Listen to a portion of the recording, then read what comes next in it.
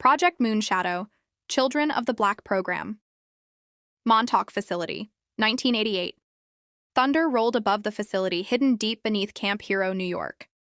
But underground, far from the storms and the surface world, a different storm brewed, one that would echo in the minds of those involved for decades. They called it Project Moonshadow. It wasn't military, at least not entirely. It was something darker, more insidious. Officially, it didn't exist. Unofficially, it was a classified black-budget psychological experiment, conducted under the guise of national security, but reaching into realms science had barely begun to understand. The subjects, children? Bright, emotionally resilient, psychically attuned, orphans, foster system ghosts, and volunteers whose parents were compensated handsomely or threatened into silence. There were 40 children in the first cohort, ages 6 to 16. Among them, a boy known only as X3. The training X3 never knew his real name. In the facility, names were dangerous. Attachment was discouraged. Emotional suppression was the first layer of conditioning. What came next was stranger. Each day began with psychic drills, remote viewing, telepathy, astral projection. If the children failed, they were isolated. If they succeeded, they advanced. The ultimate goal? Create super soldiers of consciousness, humans capable of non-local perception, even interdimensional travel.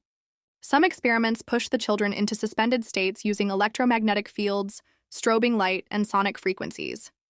The scientists believed the mind could be weaponized. X3 soon became one of the most promising candidates. The Rift by 1991, the project had escalated. The children were no longer just tested. They were being used to interact with something beyond. Researchers believed that the human mind could serve as a conduit to other dimensions, and the Montauk chair, a modified sensory amplifier, became the gateway. X3 was placed in the chair more than any other, and he began to speak in voices not his own. He drew symbols he'd never seen, described beings made of light and shadow, entities that lived in frequencies, and called themselves Watchers. One day, during a session, X3 opened what researchers called a temporal rift, a fold in space-time observed by the instruments but more felt than seen. For 43 seconds, he disappeared entirely. When he returned, his eyes had changed color. His memories were fractured, and he whispered, "They're coming." The shutdown soon after, the experiments were halted.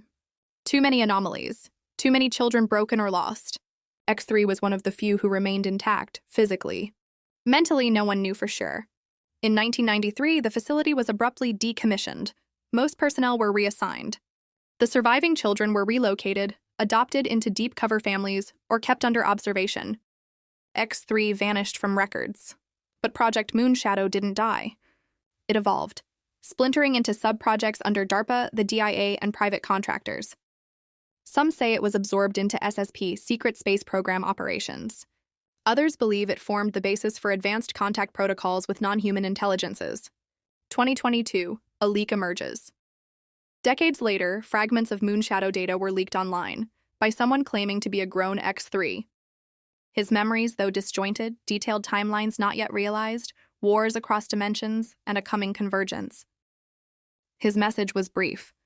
We were trained not to fight a war, but to remember the one humanity forgot.